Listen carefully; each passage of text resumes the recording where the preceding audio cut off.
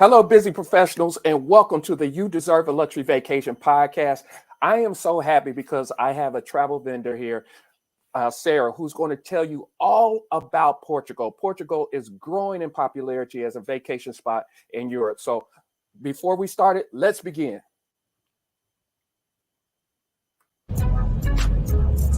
Welcome to the You Deserve a Luxury Vacation podcast, where we help busy professionals with valuable tips and inspiration to plan their next luxury vacation. Your host is Belvin Baldwin II, an award-winning travel advisor and owner of Showtime Travel. He will educate and entertain you on this journey by speaking with some of the top luxury travel suppliers. So let's get started, because you deserve a luxury vacation. Hello, Sarah, and welcome to the You Deserve a Luxury Vacation podcast. How are you doing? Thank you, Belvin. I'm doing great. Hope that you're doing great too. And thank you for inviting me.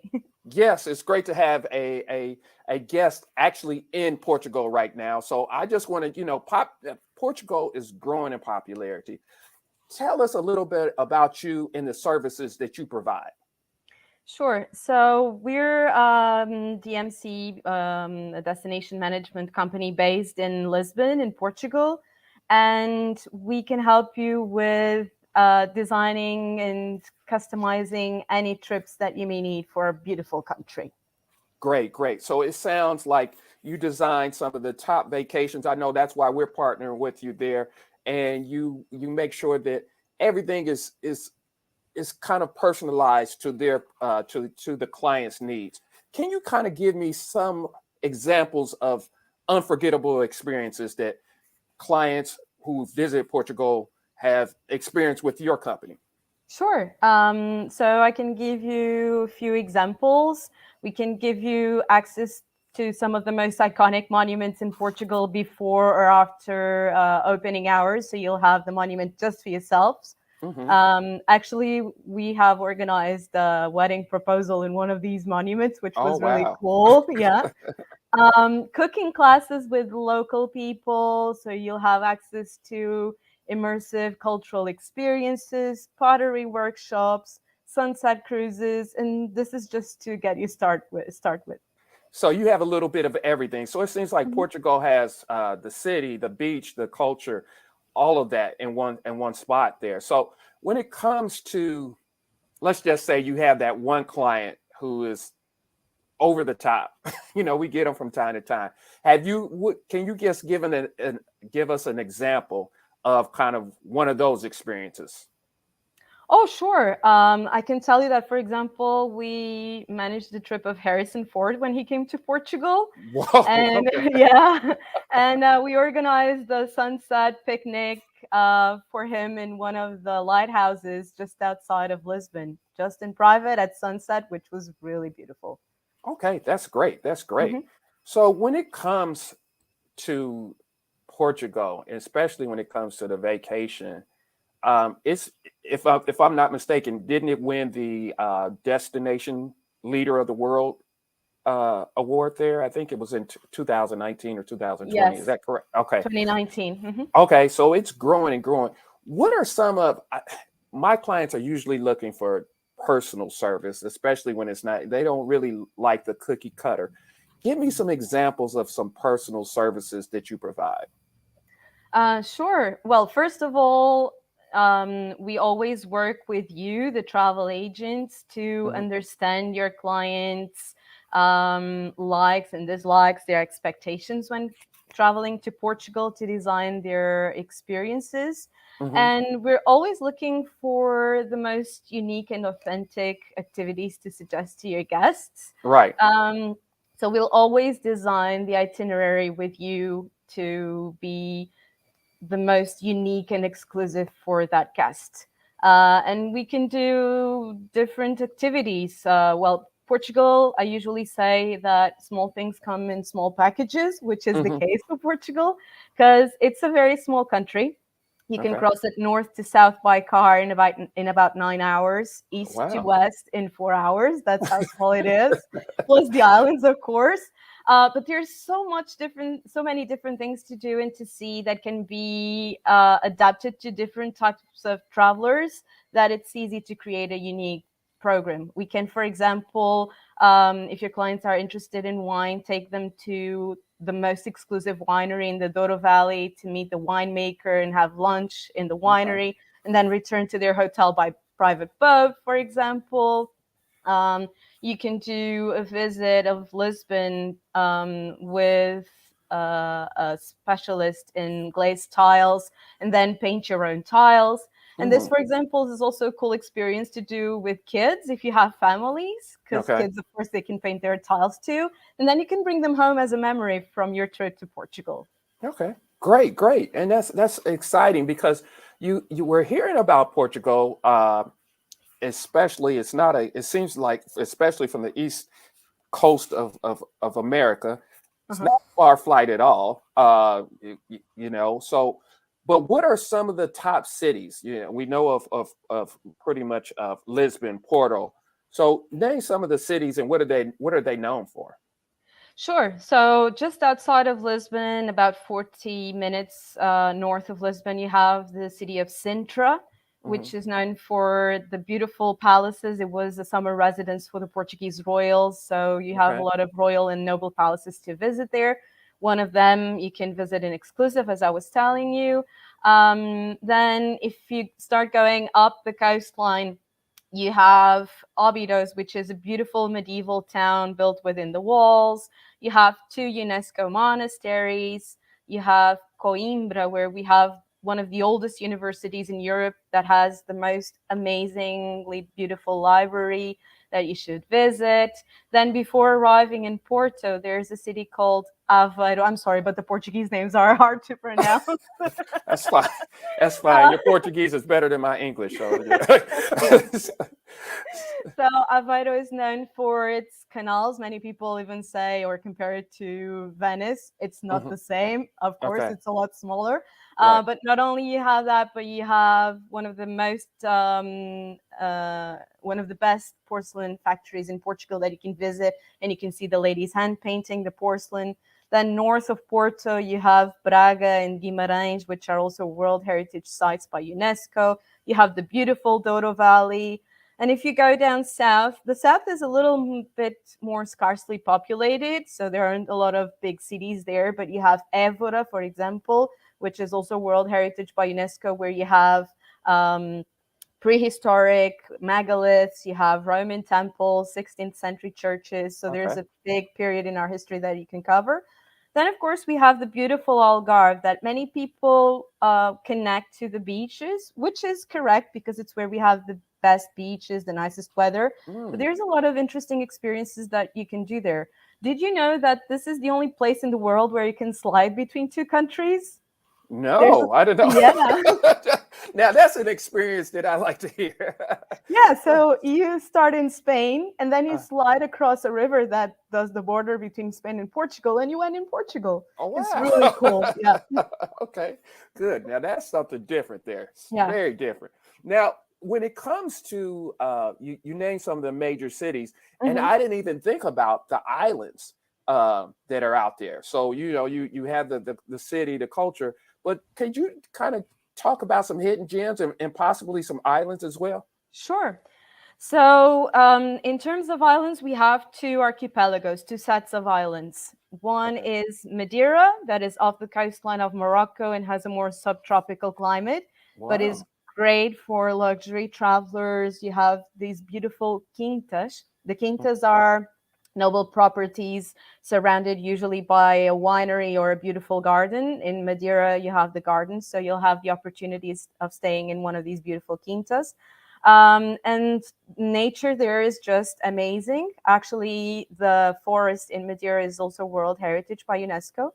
And Okay. then the other set of islands is the Azores. This is a group of 9 islands right in the middle of the Atlantic Ocean, let's say more or less between Lisbon and New York. Okay. Um, and this is the most amazing destination for nature lovers. Services there are quite simple and rustic. So you, Okay, minimal. Okay, all right. yeah, but Some if people like that barefoot luxury though, just the minimal to get away. yeah. And you can do whale watching there, all sorts of nature related sports, is unspoiled nature. You can do some isle hopping, so it's a really interesting destination as well. Okay, great, great, great. Well, Sarah, what I'm going to do right now, we're going to take a quick break because I want to share this video that we discussed regarding Portugal to give our viewers kind of a visual. We talked about it, but now we're going to give everybody a quick visual to just show them what they can experience and what they can see when it comes to Portugal. I think it's sometimes it's better to see it instead of talking about it sometimes. So let's see here. Here we go. Let's do this.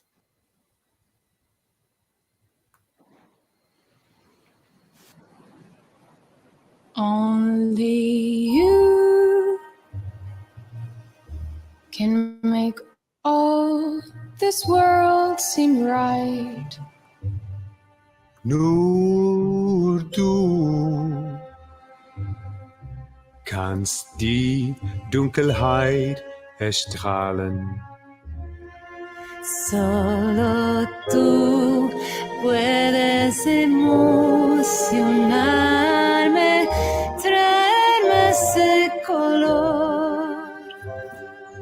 Remplis mon cœur d'amour que pour toi. Only you puedes lograr ese cambio en mí. C'est bien vrai, tu es ma destinée. Dá-me tua mão, tu és o meu único destino. És o meu sonho real, o meu único tu. Seulement toi Can make all this change in me. Es que es verdad. Du bist mein Bestimmung.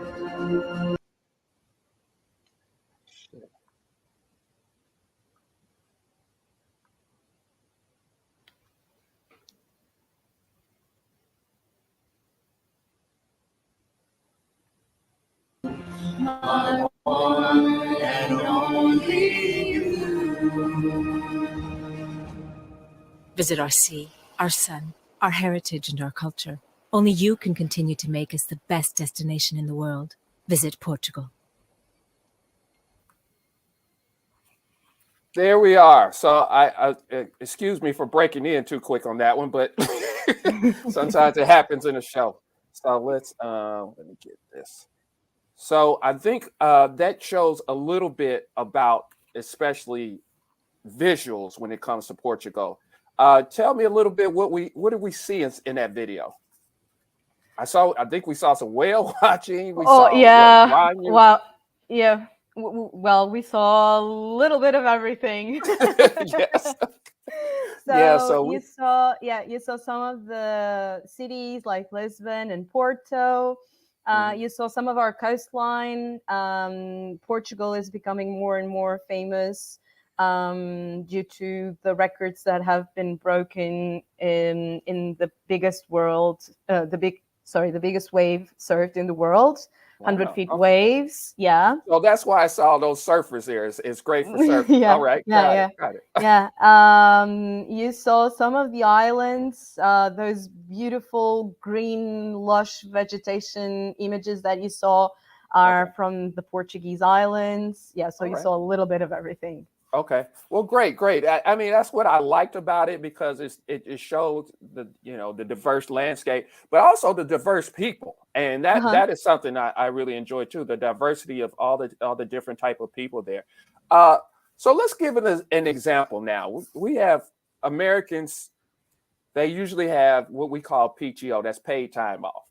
So they're not like some of the other Europeans that kind of get a month-long vacation. So we're going to do a 7-day vacation. Okay, 7 days. Can you give me kind of some ideas of a 7-day itinerary that they possibly can experience there? Sure. So I would suggest in 7 days splitting the country and do either Lisbon, and I'm saying Lisbon as a starting point because most of the international flights they fly into Lisbon. So I would suggest doing Lisbon in the north or Lisbon in the south. And I know I just said that the country is really small, but there's a lot of different things to see and to do along the way. That's why we don't suggest packing everything, because then you're going to be rushed. Yeah. places and you're not going to enjoy it. So if you're more into wines, gastronomy, history, then I would do Lisbon in the south. If you're more into nature and you want to spend some time at the beach, then I would do Lisbon and the south. So in 7 days, if you're doing Lisbon in the north, you can easily do Lisbon, all those coastal towns that I was mentioning you, all the way up to Porto, do the Douro Valley. The Douro Valley is only a 2-hour drive from Porto, so you can easily do it as a day trip if you don't have a lot of time. Or you can just spend a night or two there and then return to Lisbon. If you have enough time, you can explore the countryside, the inland part of the country that borders with Spain, which is one of the least known areas of Portugal. And there you have historical villages that have beautiful castles on the hills, or the so-called slate villages. There are villages built with slate where you have the most beautiful and not crowded at all river beaches. So, and gastronomy and wines. I'm sorry to interrupt you, Valvin. No, you have Gastronomy and wines all across the country are just, I know I'm biased, but it's just amazing. Well, you have to be. I would hope you would be. So tell me, when it comes to food, give me an ideal dish that's unique to Portugal. Well, so we are known as cod eaters, although we don't fish cod in our waters. No, so where do you get the cod from? So yeah, let me explain you why. Okay. So people who lived back in the day, who lived in the inland areas of the country, they didn't have access to ocean fish. All right. So cod was fished in cold waters. So Canada, Norway, and the Portuguese used to salt it and sun dry it. And this way you could easily take it to inland. So it was a fish that was consumed by everybody, was available for everybody, an ocean fish.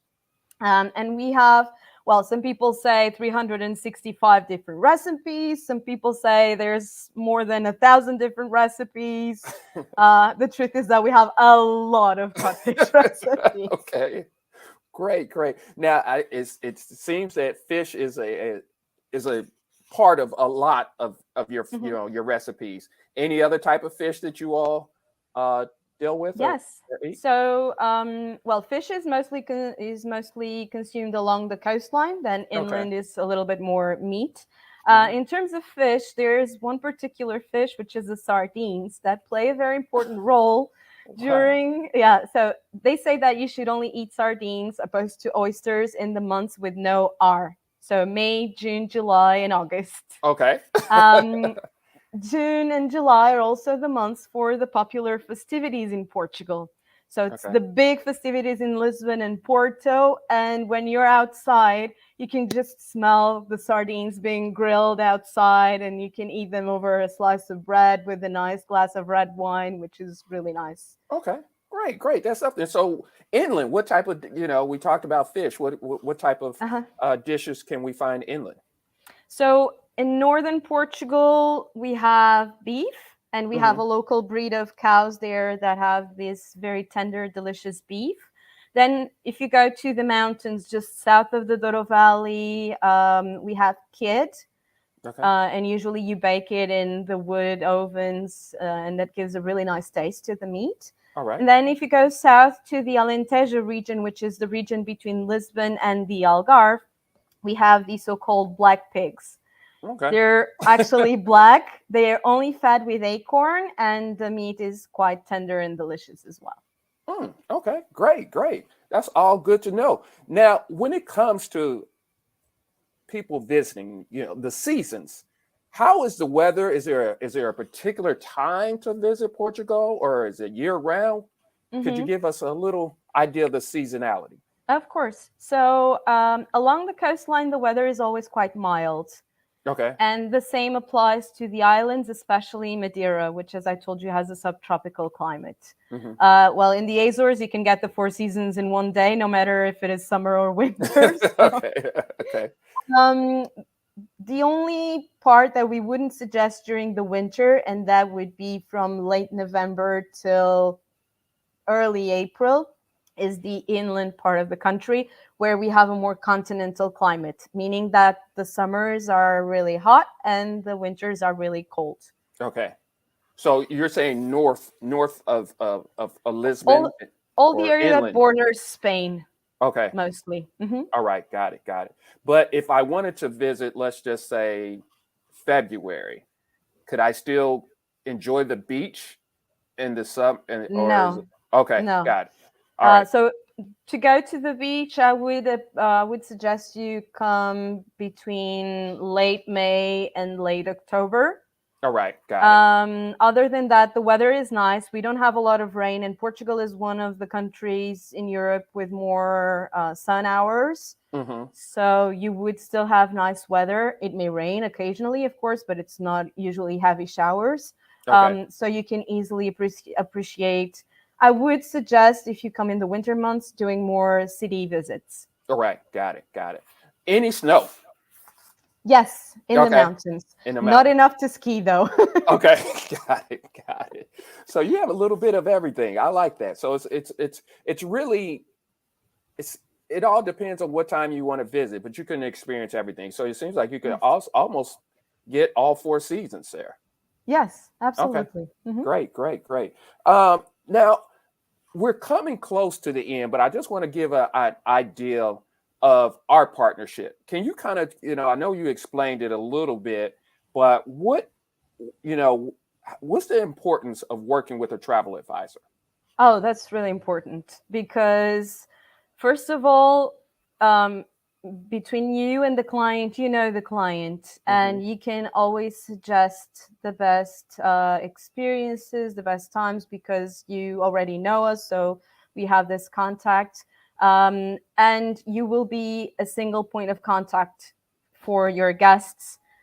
Which is really helpful, especially when you have problems. I'm sorry to say this, but it's It really happens. helpful. Yeah. Yeah. Um, and you don't have to worry about having a number of different contacts you have to call to solve your problems. You'll be dealing with your travel agent who will gladly take care of everything for you.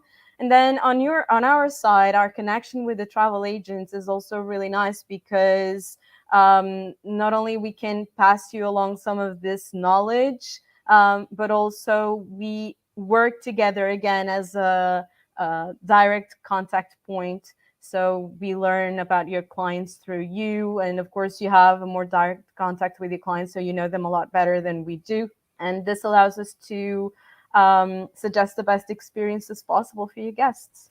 And that's great. And I think a lot of people out there have to understand we're a partner in this program. So Hmm. Sarah has a team that that's partnered with Showtime Travel. So when my clients go down there, they're already taken care of. Sarah has everything, and it's a point of contact there.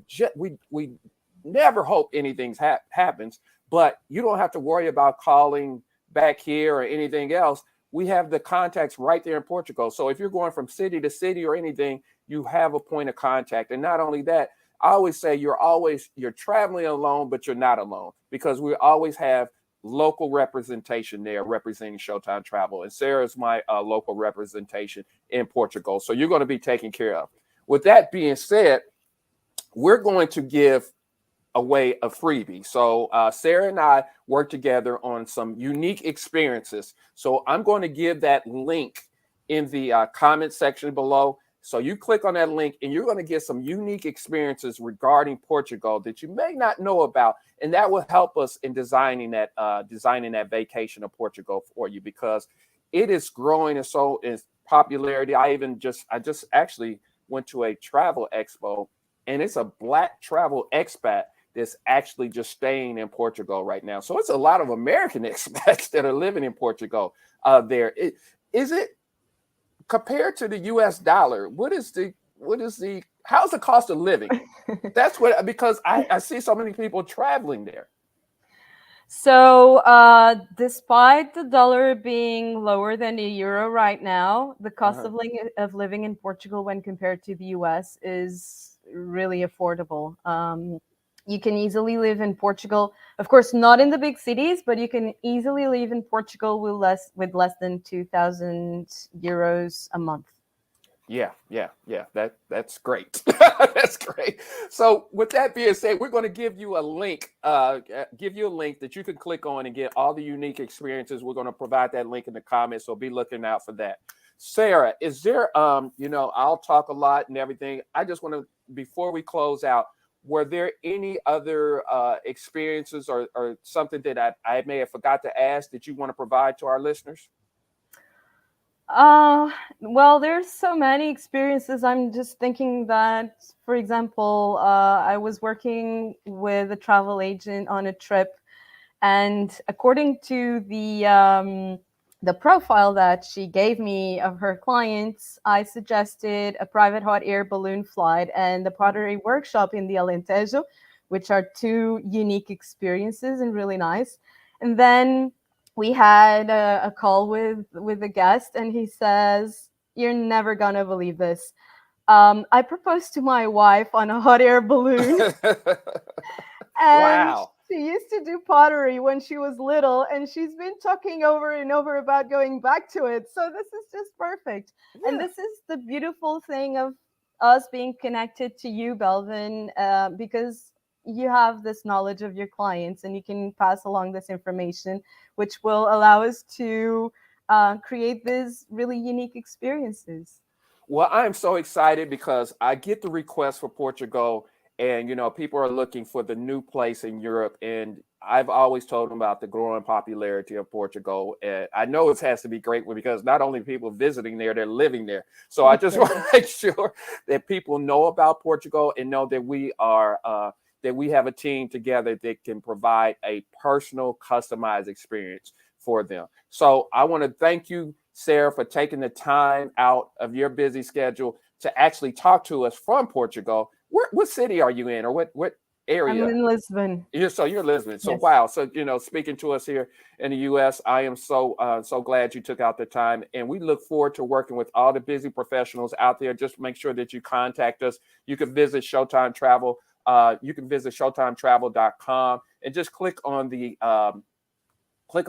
design my luxury travel experience. Just click on that, and you should be okay. Just let us know what you're looking for when it comes to Portugal. With that being said, I want to thank you again, and remember, everybody, you deserve a luxury vacation. Have a good one. Thank you for listening to the You Deserve a Luxury Vacation podcast. Please visit ShowtimeTravel.com to plan your next luxury vacation. Also subscribe to the Showtime Travel channel on YouTube and Instagram for more luxury vacation inspiration.